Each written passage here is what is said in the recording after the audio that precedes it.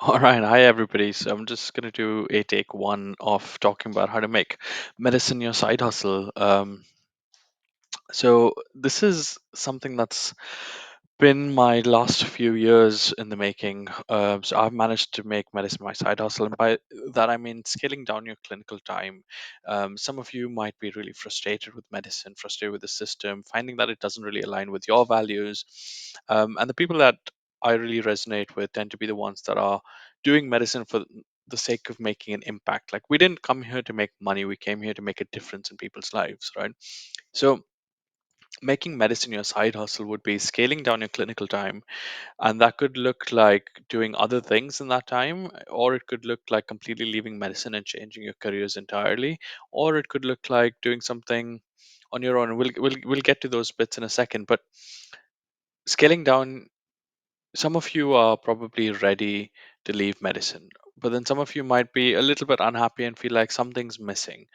um, and some of you at this point are probably asking the question, what else can I do?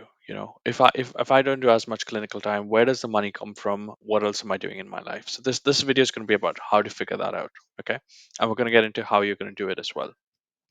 So let's start with why, right? So I came to the UK in 2019, and I came here to do emergency medicine. And I came straight after my MBBS in India, and I said, okay, we're going to get into the system. We're just going to do bam, bam, bam, do the checkpoints, and become a consultant because that's when life gets better. You're finally earning a bit more money, you have a bit more freedom over your time, and the real thing that I was hoping it would give me was not the consultant job, but the life around becoming a consultant. And that for me meant, having my family over for a weekend with my cousins and my sisters and everybody, cooking them some great food, sitting outside on a bonfire and playing the ukulele. I mean, it doesn't seem like too much to ask. Like, I don't want a private jet or anything else. And that's the life I wanted for myself. And I thought becoming a consultant here in the UK would get me that. Well, lo and behold, 3 years into training, I started questioning whether that's even going to happen because, you're taking on more and more debt and you're working harder and harder. And now you find out that consultants are doing night shifts as well. And oh, yeah, consultants don't get as much rest as you do as a trainee, even. So it really made me question, is this going to be the life that I want?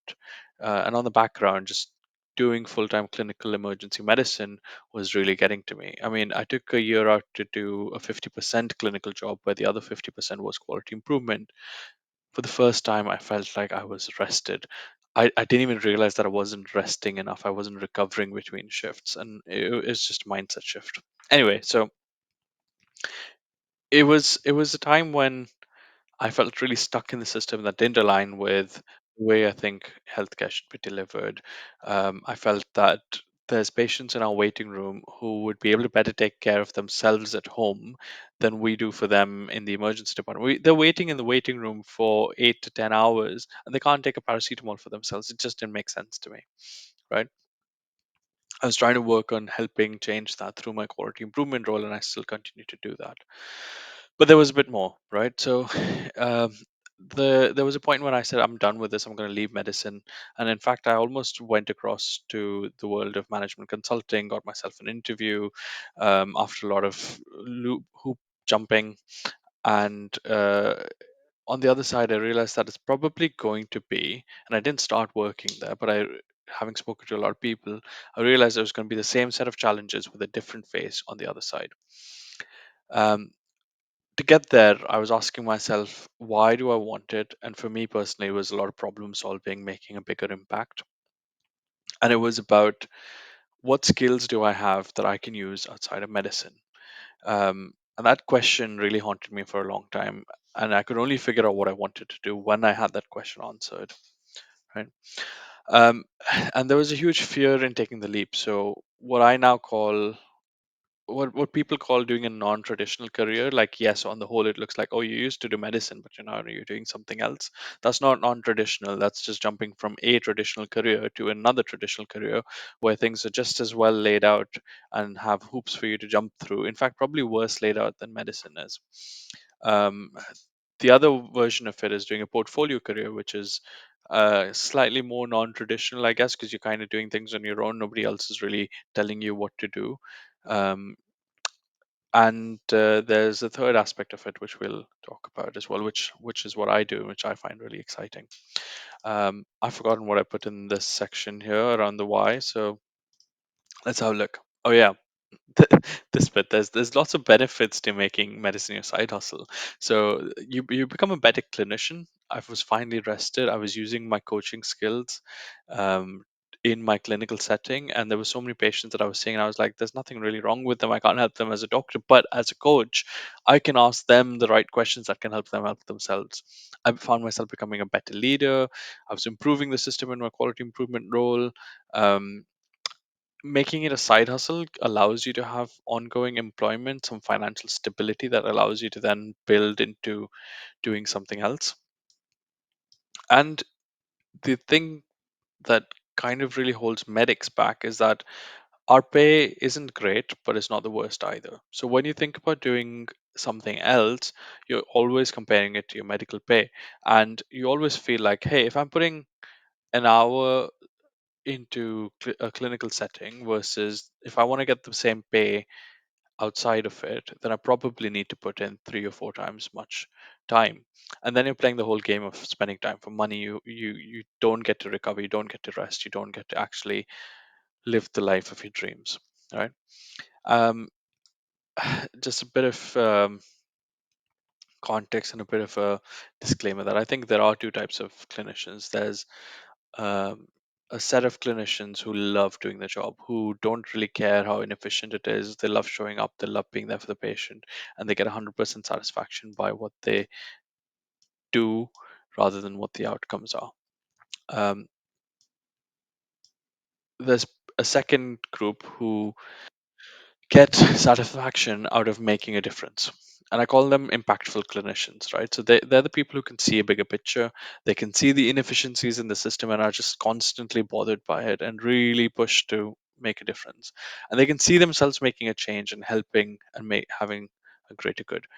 Um, so that these just like comment down below if any of this resonates with you, if any of this helps, is your reason for why you want to probably leave medicine or at least make it your side hustle, so scale down your clinical time.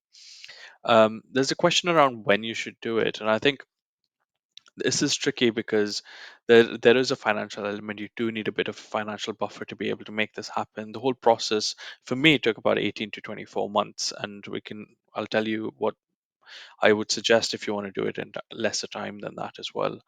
Um, we often feel like, oh, let's just do another year, let's just get to the next checkpoint, and then we'll see, and then we'll evaluate. There is a cost to that. There's a cost of lost opportunities. The longer you wait, there's a cost of you becoming tired, you missing out on the trends and narratives that are going on in the rest of the world while you're waiting for that. So if you already know that this is not your current path is not going to take you to the life that you deserve or that you want for yourself, then that's the time when you should start looking at making medicine your side hustle. Questions around that, feel free to put them in the comments and I'll try and get back to you as best we can.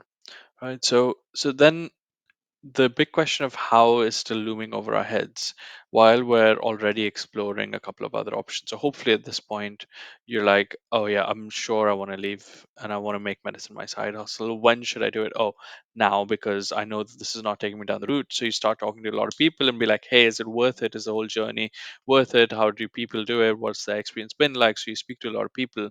There's probably a bunch of different categories under what people do when they've made medicine the side hustle or just completely left medicine, right? So there's a whole category of things you can do if you want to just make more money, right? If making money is your only objective, there's a couple of things you can do.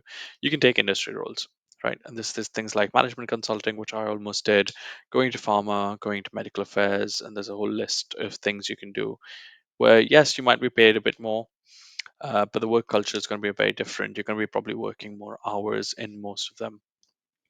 There's another category doing more things. You might meet portfolio GPs, especially. So people who take on various roles. You might go into leadership. You might become a medical director. You might go down that route of doing an MBA. and then going into some traditional roles outside of the clinical setting within the hospital. You might take on quality improvement roles or research roles. You might go into medical education. I think that's a big one. Um, People often go into sports medicine or pre-hospital care and things like that as well to expand what they do. And some people take on a second law degree and give people some legal advice. So there's doing more things, and people sometimes find this really refreshing. I certainly did when I did my QI fellowship. Really refreshing to have a change of pace, to have a change of the degree of responsibility you're taking on. What's the worst that could happen? I mean, when I was doing emergency medicine, leading the major trauma center overnight, every time I walked into shift, and I say this, that every time I walk into shift, I took responsibility for somebody walking in with a dead baby, and that was a burden for me to bear and help everybody else through. And like, yes, I'm the right person to do that, and I'm suited to that. I'm capable of doing that, but who in the right mind would put them in that situation, right? so so that's the sort of questions I started asking myself. And I guess when I did my QI fellowship, the time in QI was on a desk in a different building. Nobody was dying. It was helping people. There was lots of ups, very little downs. Doing other things allows you to get some more space. Also allows you to make money, though most of them probably don't make as much money as your clinical work, apart from maybe leadership or like senior leadership in any of these situations. They could. So it's going to be a few years. So that's something to consider. And then there's the third option, right? There's the third option of unlocking freedom, flexibility, and impact. This is what really encouraged me. I mean, constantly listening to people like Ali Abdal and a lot of the other creators. And really, if you want to build a life for yourself on your own terms, this is the route I think you want to go down. And really, you want to become a creator and go up the value ladder. And there's really four steps in this value ladder of just implementing, apologies for the typos, implementing what other people are creating, all the way to going into ideation and creating things in the world that hold value for other people. So value ladder is the amount of value that you create in the world. And there's lots of videos around this. Just search for value ladder and you can experience what that means, and realize that your value is beyond just implementation. So if you look at an SHO, for example, just fresh out of med school, you've gained a lot of knowledge, but all you're doing is implementing somebody else's plan, right? Go up a notch. You see slightly more senior clinicians. They are then managing other clinicians. They are creating some plans, bringing information together, and then helping the bottom layer implement those plans, right? Another level above that is usually the director stage. So think about like head of department, medical director, somebody who like runs the show. They're responsible for dealing with all the problems. They're responsible for communicating what the agenda is. They're responsible for communicating how things should be done and why things should be done. um, it's not Steve Jobs. It's not Elon Musk there in the ideation phase. It's the person below them, the chief operating officer, the chief executive officer, who makes things happen, right? The top layer is the ideation. So that's where like people come up with ideas. What we're using right now, this Miro app, this Miro board, was a concept in someone's mind at one stage. It came into reality, came into existence. So the idea got turned into value for everybody else to use. That's the stage you want to get to, and that's where everything that you do leverages your time, in fact exponentially grows in value once you've created it, right? So under this stage, there's lots of things that you could do. You could launch a service business, as I have. You could launch an online course. You could start a digital health product. You could become an influencer. And mind you, becoming a creator and becoming an influencer is very different. To do any of these things, you don't need to be an influencer with millions of followers. You just need to educate people and do things that doctors do best already. You can become an investor if you have the funds. You can become a speaker, right? So there's a couple of different options there, and now you're probably really begging me, how do we do this though? How do we get from you know looking at becoming a consultant all the way to becoming a creator, going up the value ladder, and all of that? So let me introduce you to my seven pillars of making medicine your side hustle, right? So these really are the key drivers that help you make medicine your side hustle. They, if you are able if you're able to nail each of them, there's no doubt in my mind that you can make medicine your side hustle, and do with it whatever you please. Whether you want to leave it entirely or do it on your own terms, do a few shifts a month, few shifts a year, whatever you want. There's ways to make that happen. But if you don't have these six, seven pillars nailed, then you're going to be lost. That's what everybody's, I think, worried about. Like, how do I get to the other side successfully, right? So the seven pillars really are these, and let me break them down for you here. So you've got seven key drivers. Niche and clarity, right? So niche clarity really for me comes from the concept of Dan Coy. He talks about you are the niche. There is a unique experience that you've had in your life so far, combined with your unique ability to create value that serves a specific market need, right? I'll say that again. So your experience in life so far, everything that you've done, all of the studying, all of the knowledge, combined with your unique ability to create value in the world. So are you a people person? Are you a strategic thinker? Do you use your words well? How do you actually create value? Right? When you're in a room full of people and there's a situation, which element of it do you see? Do you see how people are unhappy? Do you see what's wrong with the system? Do you see how you got here and you should never have even gotten here in the first place? um, Find those strengths, combine them with the experience that you've had, and address a market need.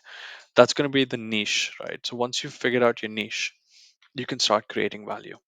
um, and your value creation comes from both your unique way of creating value, which we talked about earlier, your strengths, but also combining it with your ultimate purpose. So everybody's journey, if everybody's lives, if you look at it backwards, makes a lot of sense, right? The problem is when you're living it, you don't know which way it's heading and you don't know how to make sense of it. Yet there is a way, and I'd recommend listening to Simon Sinek and start with why. He talks about that, and there's a way to find your why.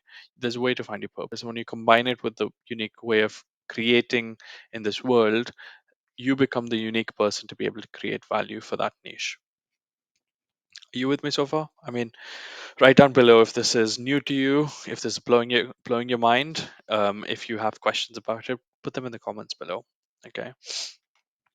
The next thing that I think is a huge lever and something that you must get right to be able to um, make medicine your side hustle is the network and influence bit. Right, the world is all about people. It runs on people. People are the ones that make the world go round. To network and influence, you've got to have a personal brand. And in fact, you already have a personal brand, whether you know it or not. Right? Dolly Parton said that having a personal brand is basically figuring out what other people are saying about you and then doing it intentionally. Okay. So it's about figuring out who you are, how you're gonna talk to other people about it, and what your career narrative is and why that makes sense for what you do. Are you with me so far? Um, if you can already see, like, even just these three elements, if you bring them together, you often become the right person for the right job. And whether that right job is an industry role, or whether that right job is you becoming a creator, or whether that right job is expanding out and doing something different that uses the same set of skills from what you do right now in a way that gives you the life that you want, it's already starting to come together, right? um, I'll come to the mindset at the end, because I think that's a really big one. But time management, I mean, we don't have time already. You've got financial pressures, you've got a family, you've got a life that you want to build. You've realized that now is the time. There's no time to waste. You really need to do high leverage activities. And a lot of these pillars are those high leverage activities. So you need to figure out what is the thing that's going to make the most difference so you're not going round and round in circles, right? You need to be posting, for example, if you're on social media and you're already posting every day, but you're talking about different things every day. People don't understand where you're heading. You don't understand where you're heading, and that's used effort. So you're going to come back and say like, oh, I made 100 posts this month, but that was not taking you anywhere. That's not leveraging your activity. Whereas if you have a clear purpose and direction behind it, that's really leveraging your activities. So time management, in addition to productivity hacks, for me is a lot about prioritization. There's strategic execution. So Have you guys heard about trends and narratives? Um, I got this from Luke Belmar, who was talking to Simon Squibb on YouTube, and he talks about trends and narratives from a finance perspective, right? So narratives are the larger stories we tell ourselves, and trends are the things that support the narrative. Okay, let's give you an example. So there's uh, the narrative that we as humans tell ourselves is that there should be decentralization of power, right? We don't want one person to have power over everything. We don't want one bank to be holding all the money, and hence Bitcoin is a trend that supports the narrative. Bitcoin supports the concept and is a proof of concept actually for the narrative that it's possible to decentralize power, and that's why it's huge. Everything else associated with it then gets boosted as well. So when you're going to be thinking about what to do and when to do it, this is a big one to think about. Ride the wave, wait for the right wave and ride it. um, Strategically execute what you're doing. Don't waste efforts in a place that's drowning already. Last one is systems and processes. So this is, yes, automation, repeatability, and reliability. But for me, this is where my quality improvement mind comes in. I'm not about like, hey, how does it feel to do this? How do you feel about taking on a new role or like launching a particular product? Like, it's about using systems and processes to get data, get valid chart, plot your data, make a plan, see if it works, set smart goals. That's what it's about. Right? Use the data, be scientific about it, and you'll be getting the right feedback, and you won't be going down a path every week questioning whether that's the right route for you. The last one that we're going to talk about is the mindset. Right. So the big one here, especially if you're keen on becoming a creator, is moving from the renter mindset to the owner mindset in your career. um, we talk about this in houses and homes all the time, right? Like, oh, why would you pay rent when you can own the house? You'll be paying mortgage, but at the end of it, the value of the house is yours. Whereas if you rent, the value of the house belongs to the landlord. Now if you apply this to your career, every time you go to work as a clinician, you're delivering services and you are creating value, but you're only getting paid for your time. You're not actually getting a piece of the pie of the value that you created, right? For example, you're a cardiologist, right? You become the head of the department, or like you are a senior clinician, senior consultant cardiologist, right? And you have specially trained in being able to do a particular procedure, let's say TAVIs, right? Like, so um, transaortic valve insertions, aortic valve replacements. Don't mind what the full form is, but say you're the one person who can do this. You brought this service to your hospital. Now, as a result, you are getting paid whatever you get paid for your time to put these in, right? Yet you've created something new for the hospital. You've diverted traffic to the hospital, which would otherwise not have been diverted. You've increased the overall value of the hospital by being able to offer this service. And yet you don't really get a piece of the pie. You might think that the salary is all of it, but it's not. There's a huge difference between the salary that you get and the actual value of the product that you've created, value that you've created for the hospital, unfortunately doesn't belong to you.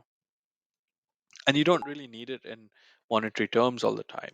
You could have it in terms of, hey, I did this and I made this happen. And oftentimes we don't even get that. So move from a renter mindset to an owner mindset of your career. If you're creating value, own a piece of it.